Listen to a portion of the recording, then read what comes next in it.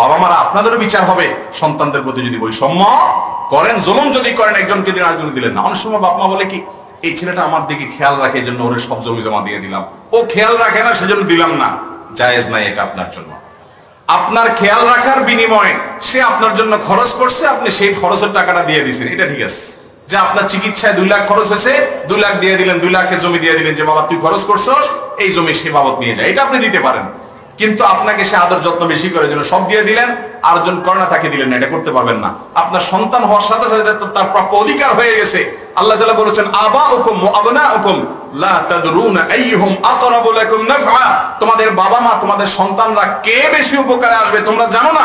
অতএব আল্লাহ যাকে যা দিতে বলেছে তা দিয়ে দাও, তোমার বুঝে আসুক আর না আসুক। এজন্য সন্তানদেরকে সম্পদ দেওয়ার ক্ষেত্রে বৈষম্য করা যাবে। মেয়েদেরকে ডেকে এনে বলবেন তোমাদেরকে বিয়ে শাদী দিছি, টাকা পয়সা খরচ করছি,